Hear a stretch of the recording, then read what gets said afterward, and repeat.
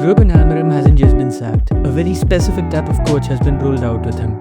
And once you look at what the board actually want, the list of candidates shrinks fast. They want a back four, they want a head coach, not a manager, and they want someone who won't challenge the recruitment authority. That immediately takes some popular names off the table, not because they're bad coaches, but because they don't fit the framework. So let's go through the realistic options, not the fantasy ones.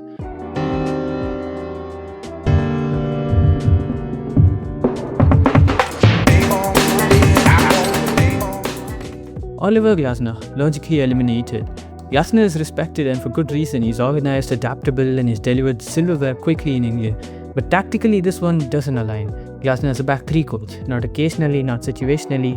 It's central to how his teams function, especially in build-up and defensive spacing. If the board are set on a back four, you're asking him to compromise the very thing that makes him effective. That's not a minor tweak, that's a structural change, and how this club has already suffered from forcing coaches to bend away from their strength.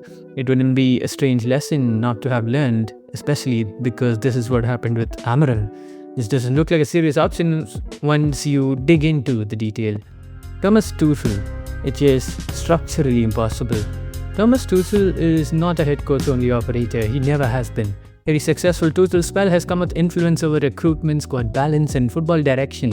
That's not ego, it's how he works. So pairing him with a model where recruitment is handled entirely above the coach is unrealistic. Even if results were good initially, the conflict would be inevitable. And United have made it clear they don't want to repeat that cycle with Amorim.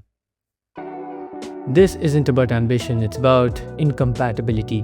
Tuchel wants control and United won't offer it. That conversation probably never gets past the first meeting. Enzo Maresca, ideology versus constraints. Maresca becomes interesting precisely because of these constraints. He's a back four coach, he's system driven, he believes in coach patterns rather than autonomy. On paper that fits what the board are describing. The concern is authority. At Chelsea, his exit wasn't about results, it was about clarity of power, and while United's structure is clearer now, it's also stricter. Maresca would have to accept a role where he executes a plan rather than defines it. If he does, the upside is a coherent football identity. If he doesn't, the breakdown comes quickly. The situation is very similar to what he had at Chelsea. The only difference is, the same thing is that he still doesn't have a say in transfers. The difference is, our sporting directors might buy him players that he actually needs. Andoni Iraola, development or destination. Iraola also fits the back four requirement, and tactically he's more flexible than he's often given credit for. He's high intensity, aggressive and pressing, and also good in vertical transitions. His teams are coached to compete, not to wait. The question is scale. This would be a move from overachievement to expectation, from development to delivery. Iraola would be asked to maintain identity while adapting to far greater scrutiny and limited patience. It's not impossible, but it's not neutral either. This would be a bet on trajectory rather than pedigree. And Xavi, philosophy without power. Xavi is one of the misunderstood names being linked. At Barcelona, he didn't succeed because he had unlimited control. He succeeded because he worked within constraints, budget limits, youth reliance, and tactical clarity. He delivered a league title by simplifying, not romanticizing. Tactically, Xavi fits the brief. Back four, positional structure, clear spacing, and rest defense. That's positive. The concern is influence. Xavi is a coach who needs alignment at the top, not veto power but coherence, recruitment that matches principles, not opportunism. At Barcelona, the relationship broke down when the alignment eroded, not because of ego, but because the football direction became fragmented. At United, the risk is similar.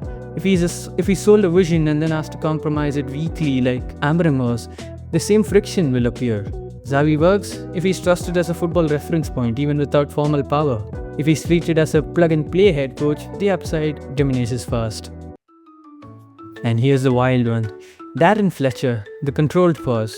Once you eliminate Glasner and Tuchel, Fletcher makes more sense than people want to admit, not as a long-term statement, but as a stabilizer.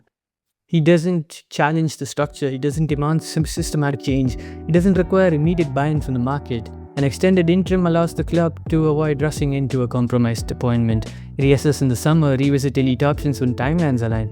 The risk is stagnation, the benefit is clarity, and the additional risk is writing off the season.